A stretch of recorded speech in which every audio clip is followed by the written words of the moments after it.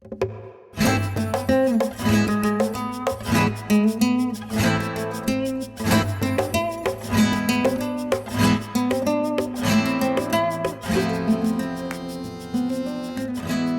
morning, everybody. I would like to introduce our next presenter, Ms. Laura Turon. Laura graduated with the Department of Honors from the University of Texas at El Paso with a bachelor's in fine arts in studio, art, and drawing and graphic design, a minor in painting, and a certificate in exhibition practices. The artist is also the founder and creator of the Paradox Traveling Art, a traveling installation project housed within a converted full-size school bus. The bus functions as a mobile art installation gallery. With the project, Ms. Turan focuses on delivering art to areas that have limited or no access to art supplies. Her most recent project in the Paradox Ms. Art and Art Gallery in the Socorro Mission Trail that invites visitors to become part of the art and take pictures, videos, and selfies. So without further ado, I would like to introduce Laura Mistoron on Paradox Immersive Art. Hello, everyone. Good morning. Thank you for joining. Are you able to see me? Do you see video or should I turn it off? Yeah, we can see, I don't know. The slides?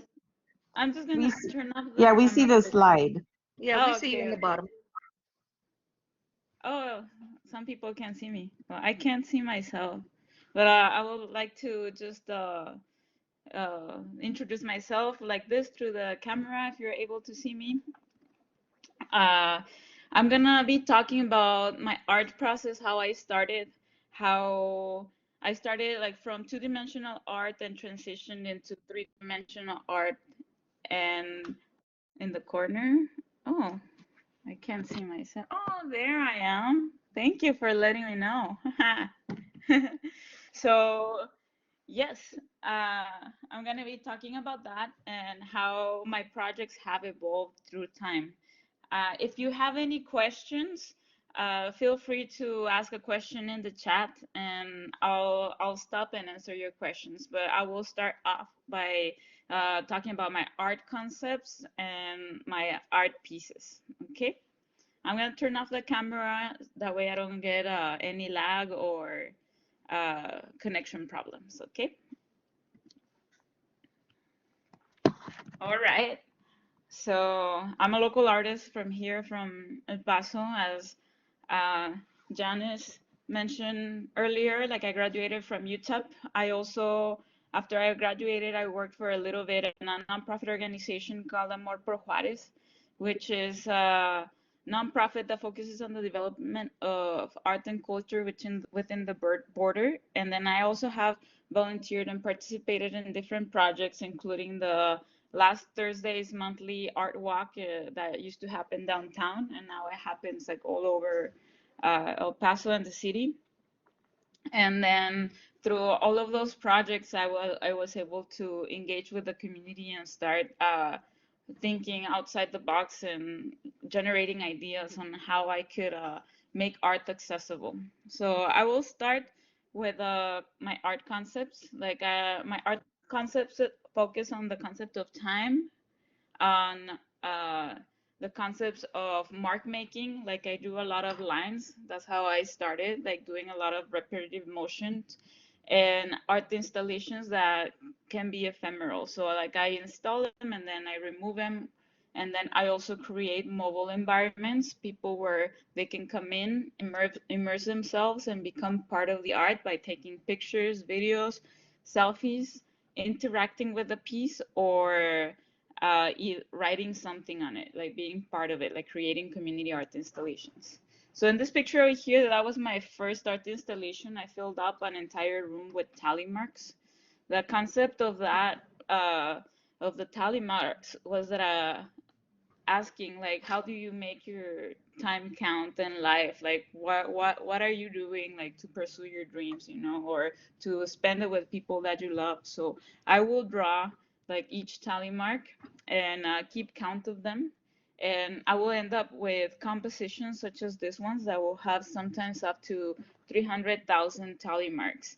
So I would just like keep drawing and drawing, and then I will end up with a number, and I will be like, okay, this is the total number of tally marks within this art piece, and following up the concept of time. So here are other variations that I will do, and I like to play a lot with optical illusions and the illusion of dimension and depth and the use of color. So I also created some murals that were made out of tally marks. Like this one has around 400 tally marks, and I created the building downtown, which is the Mills building. And I did it little by little, and this piece took about 2 weeks. So this was by participating in an event by the Texas Stroll Society. They invited local artists to create art pieces. So that's when I was barely starting in my career in art. So I would try to engage and participate in everything that I could do so, and also like pieces that could also combine like the representation of our city in a contemporary way. So this was my interpretation. It was for an event. Like eventually I started playing with the concept of paradox. Like I started doing more research on how to represent. I wanted to combine concepts of science with art. So like I ran into the topic of time paradox, and I was like, well, how could I represent this in my art? So I started looking up different meanings and everything. So I decided to just do research on the word paradox itself, which is something that's self-contradictory that can be proven to be true when explained. And I was like, okay, wow, like this is like another definition of art. So I decided to do further research, and I found this drawing system, which is what you see here, these lines. It's all straight lines creating the illusion of curves and dimension. And I started working, creating these art pieces that create these illusions of curves and dimension to kind of like expand my concept of paradox and represent it like that. So this is a basic drawing system, and I started creating art pieces, and art pieces such as this ones that you can see all straight lines with the illusion of curves, such as this one as well. And then I started creating murals as well. So in here you can see the design as well of the paradox, and you can kind of see like the illusion of depth. Like this mural is about 90 feet, no, yeah, 90 feet by, no, I think it's 65 feet by 9 feet tall. So this one I did in about a week, and it was presented at the NMSU gallery. Like now it's the museum, but back then it was the University Art Gallery. So I also use tape to create this type of compositions, to create this ephemeral murals that I can just install. And then I also have invited people to participate and help me create. Yeah, like I'm gonna look into that. The paradox of Brussels. Oh wow! Like I haven't looked into that, but I will look into that information. Maybe we could meet and see how we could collaborate. Because one of my concepts mainly is trying to collaborate and also represent our community in an interactive and contemporary way uh, by highlighting the what we all know, you know, like our discoveries or knowledge, and showcasing it like that. So like if you could send me an email, like I'm open to talk to you and see how we could do something and collaborate and expand this concept as well. And then also encourage student participation. Like this is another mural where I did also the paradox design. And then we have this paradox. You remind Oh, wow. I like that.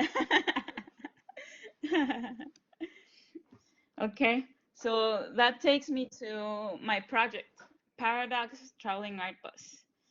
So I purchased an old school bus from Craigslist, and I decided to I was working before purchasing this bus. I was trying to work on creating these mobile environments where people could walk in an unconventional space and experience art in a different way, become part of the art.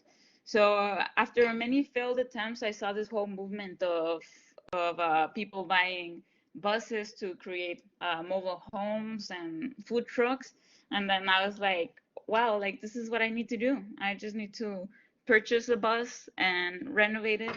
And there you go. There's my mobile environment space that I can take to areas that have limited or no access to art. And this is what it looks like. I covered the windows. I added some ACs. Uh, I added some drywalls on the interior, and then I added my paradox design within the entire space, and I created this installation. I added some LED lights, repainted everything, and fixed it up.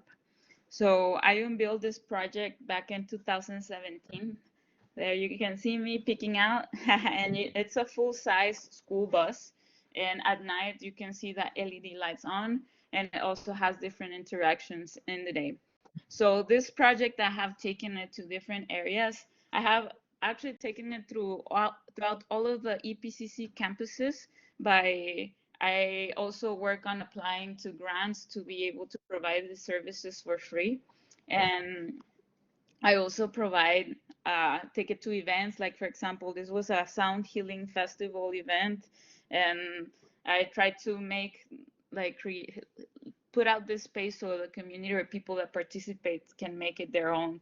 So when people go in there, they can feel like they're in the safe space where they can be themselves, where they belong, and they can express themselves freely and take a picture, become part of the art, and kind of like forget about everything else and just focus on the moment and like being happy, being cool, and enjoying the space and the environment, kind of like being transferred into another world for a few minutes.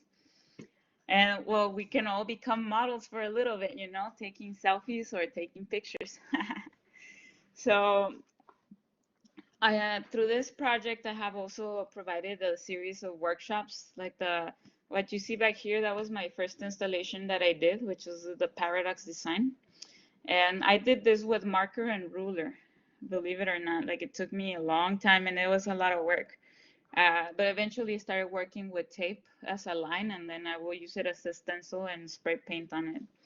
I started giving the paradox drawing workshops. I applied to a grant with the city, with the Museum and Cultural Affairs Department, to be able to provide this series of workshops, and I got approved. And then I took it to 4 of the campuses of EPCC. This one is in the Northwest. And in here you can see the students participating on the workshop.